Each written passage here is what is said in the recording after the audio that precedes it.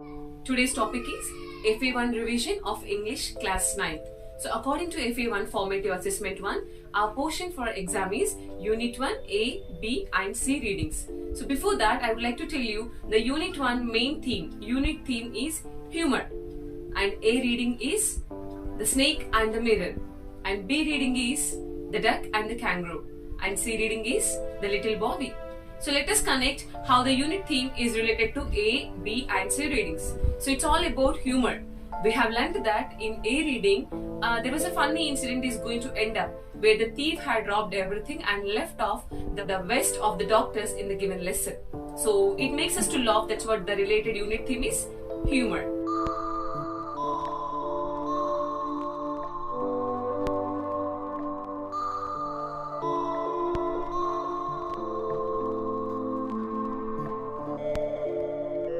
Coming to B reading, this is the poem about the duck and the kangaroo. So we know that duck is a bird and the kangaroo is an animal, but we had seen a good brotherlyhood between them.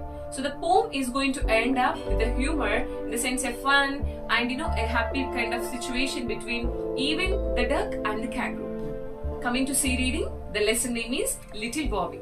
In this lesson we had learned that a small Bobby is actually ended up the story in the conclusion part. He had stolen Jesus Christ Mother Mary statue, and he was trying to blackmail to God that I have kidnapped your mother. If you want your mother back to you, send me a red color bag. So even when we are reading this, we can get a smile on face. So that's what A, B and C readings are related to humor.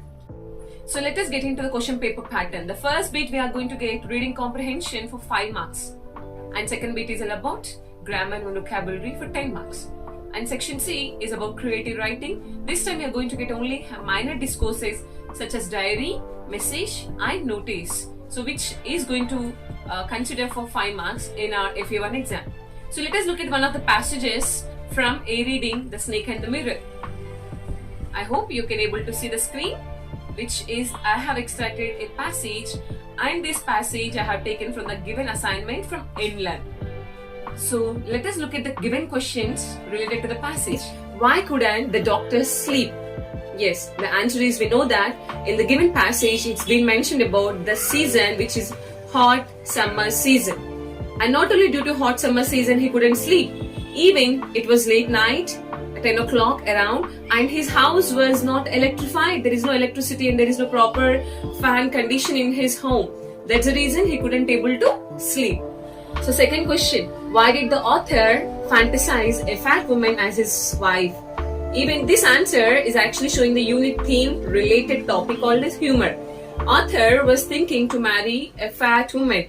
It shows a humor part, because if he marries a woman and if he makes something wrong, he was trying to escape from her by running. Due to her fatness, she could not able to run behind him and catch him up. So he can easily escape from his wife if she is fat. For that, he fantasized that he wanted to marry a fat woman. Let us look at the third question. I made an important decision. What was it? Here I refers to the doctor. Doctor made an important decision by looking himself in the mirror.